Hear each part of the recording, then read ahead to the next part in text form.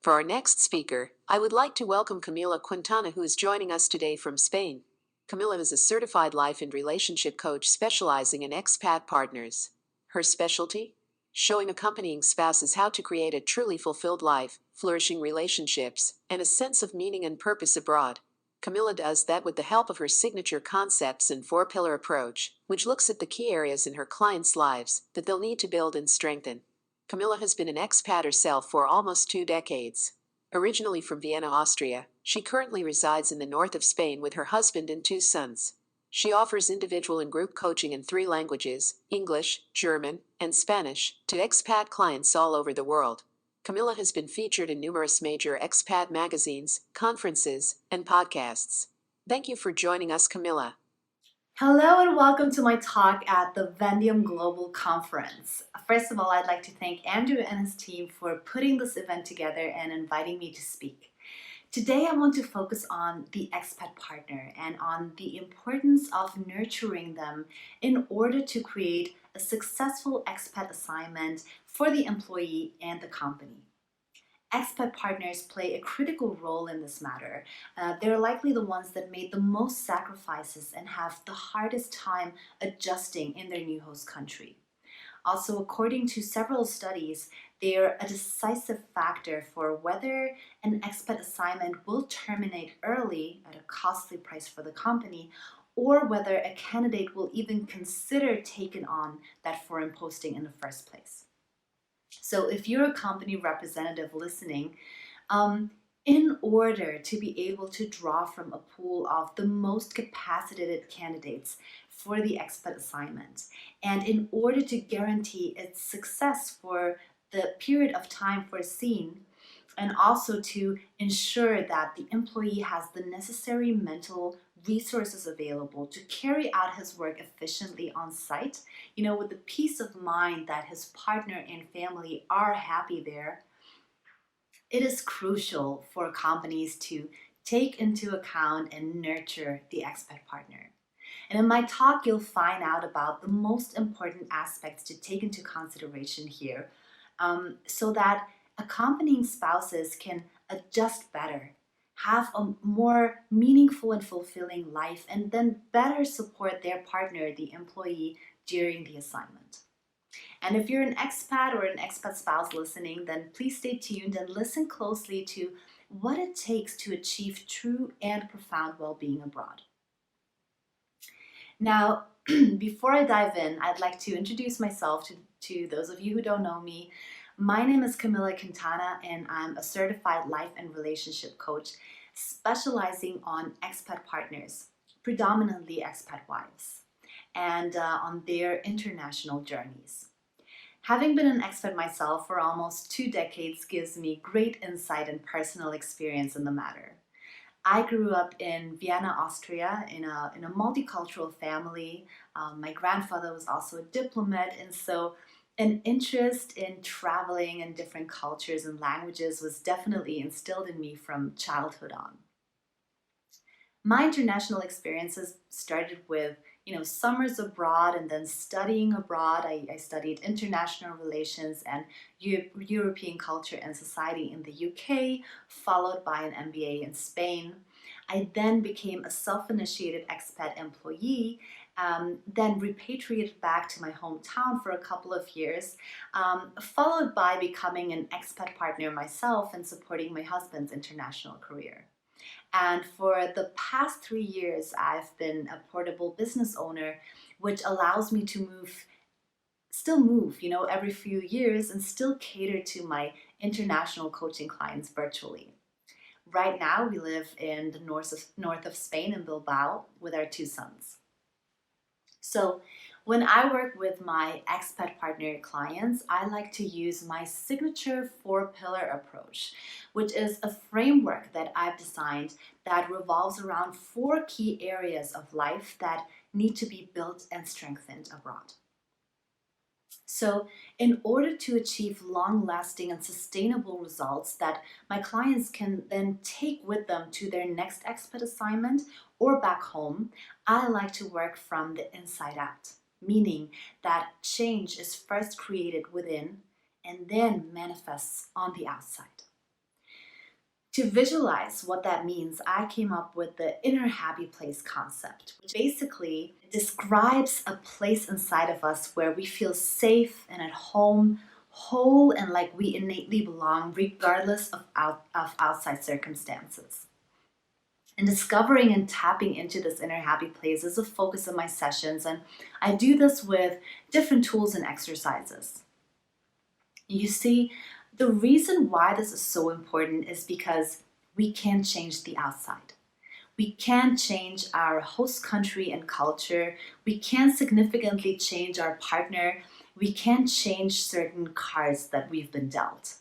But what we can change is our response to things, our mindset, our self-awareness, our relationship with ourselves, our perspective, focus, attention, and our capability to rise above challenges. And I believe that this is the antidote to all problems that we as globally mobile people face abroad, such as loneliness, the identity crisis, culture shock, lacking purpose, and meaningful connections. My slogan goes, finding your inner happy place no matter where you're based. And that's what makes my coaching so transformative. It's about creating your happiness from the inside out. So, expat partner support that merely includes an introduction to the host country and culture lacks achieving that very crucial inside out aspect. And cultural prepping is great and helpful, but I think it fails to really take into consideration the person, their character, their personality, their previous experiences, their values, beliefs, fears, and dreams. Focusing solely on the practicalities of life abroad, the housing, schooling, the cultural prepping, and so forth. So the outside in approach will not guarantee the expat partner's well-being there and consequently create a question mark for the company and a potentially unsatisfying experience for the expat couple. I've worked with so many expat partners, and they've already shown great integrity and willingness to make this globally mobile lifestyle work. So we can't leave them hanging. Expat partners are well educated themselves. They gave up a job and career and possibilities at home for the sake of their partner's international career. They're also unrooting themselves and their kids and leave behind their support system. Accompanying spouses are often the ones that deal with the day-to-day life issues on site, so they're particularly exposed to the realities of their host country. Now, I mentioned the 4 pillars of fulfilled life abroad, and I'd like to explain to you what they are. So if you're an expat partner listening, these are the areas that you want to pay special attention to in your own life and really strengthen. So the first pillar is self-love and awareness. This pillar revolves around how well you know yourself, how familiar you are with your emotional triggers, your authentic self, your values, dreams, your fears, your strengths and weaknesses, your limiting beliefs, go-to reactions, and so forth. It's about building a deep relationship with yourself where you can fully rely on yourself even in the midst of loneliness, isolation, anxiety, underwhelm, and overwhelm, and all these things that expats are faced abroad. It's also about being kind and compassionate with yourself so that you can get unstuck. And this is the first pillar because it really is the basis for everything else. If you lack self-awareness and self-love, it'll negatively affect all other areas in your life. And that's why it's so important for you and for all of us to work on our relationship with ourselves. And especially when we live abroad, because when our usual distractions from back home fall away, and our identity and our self-image are shattered somehow, and we have to start from scratch in so many different ways, that's when we're more confronted with ourselves than ever before, and a lot will come up. Now, the second pillar is resilience and resourcefulness. Resilience is the capacity to bounce back from challenges. And resourcefulness means being flexible and creative enough to draw on different resources within you in order to better adapt to, different environments, to reinvent yourself, or to tackle unfamiliar challenges. The good news is that resilience can be trained, and the way I like to do that is by focusing on reframing challenges in solvable terms. Learning to see things differently. Then by working on your growth mindset, on how to generate positive emotion for yourself, and by applying gratitude and mindful self-compassion techniques. We know that expat partners go through different stages throughout the assignment.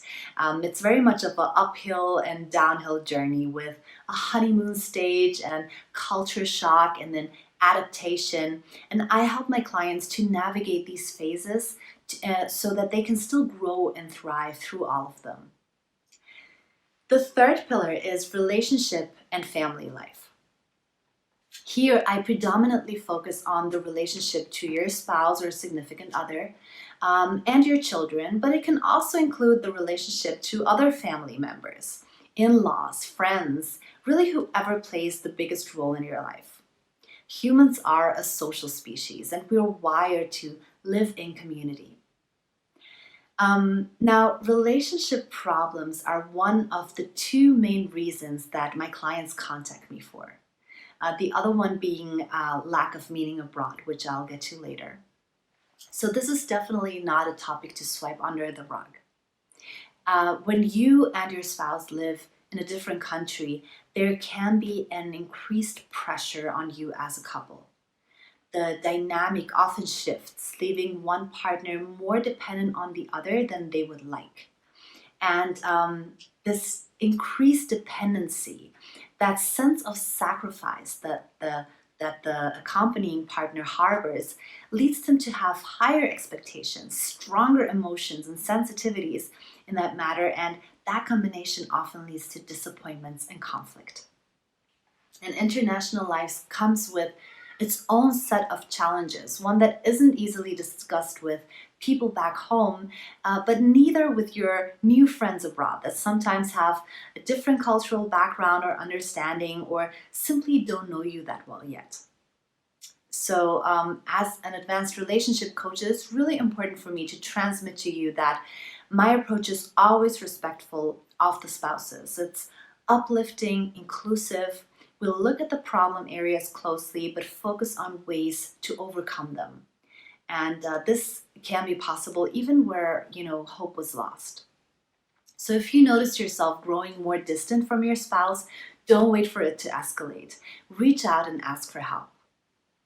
And even when things are going well, it's still worth picking up some helpful tools and strategies to strengthen your bond abroad even further and avoid problems coming up in the future. Now, the fourth pillar is meaning and purpose. And this is the second of the top two reasons that expat partners come to me for. And I'm currently actually elaborating a new deep dive coaching program around this pillar because it is indeed so important. Having a reason to get out of bed every morning is vital if you want to lead a fulfilled life abroad. This is often the missing puzzle piece for expat partners who, for a myriad of reasons, may find it difficult or even impossible to work in their host country.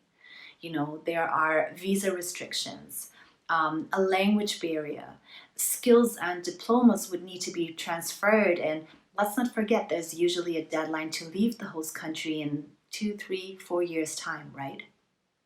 So the problem is that when this feeling of emptiness and uselessness creeps up, this can create a real problem for the affected person, their family, and then ultimately for the employer who sent them on that foreign assignment. I found that several of my expat partner clients presented symptoms of bore out. And this is a topic that I've been writing about a lot for different expat platforms. So bore out is a disorder caused by chronic mental underload that leads to a persistent lack of motivation and interest, to frustration, lethargy, and in some cases even depression. Bore out is often labeled as a first world problem. We don't tend to pity the ones that are bored and underworked.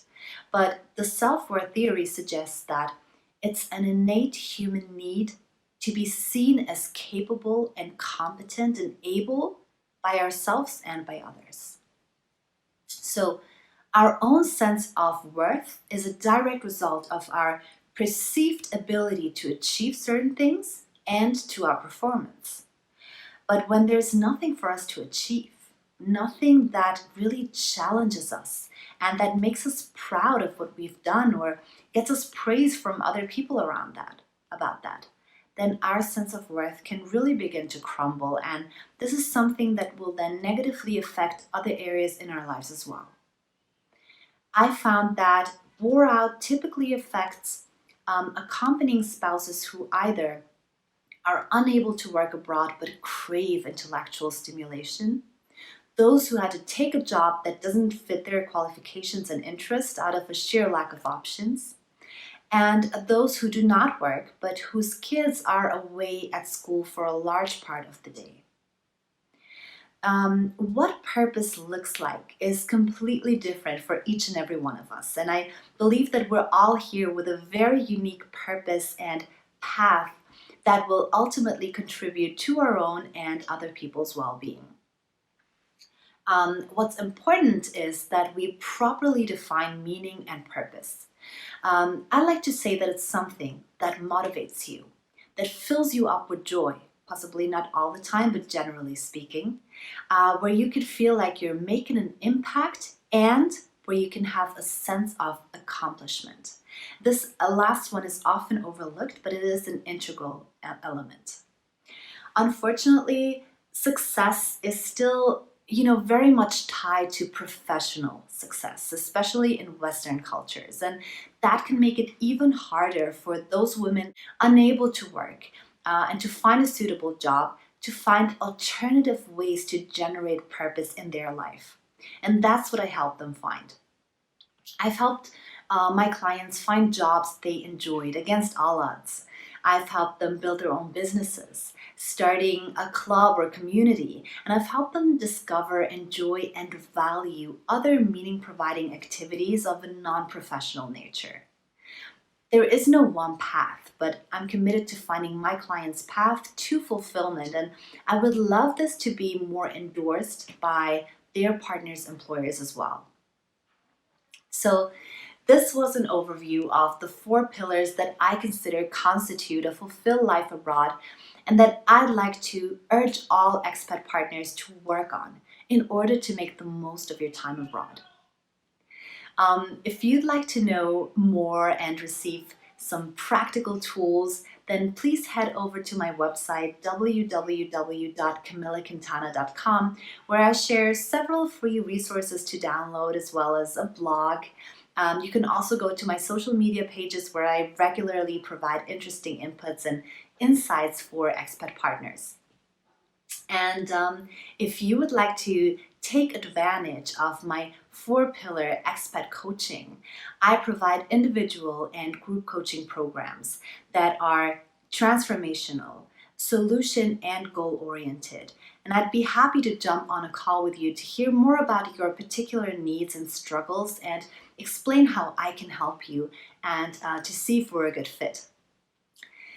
So to wrap this up, I'd like to leave you with a phrase that I like to tell my clients, which is, living abroad is not what defines you.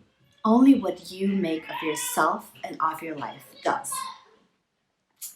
And with that, I thank you so much for listening. Goodbye.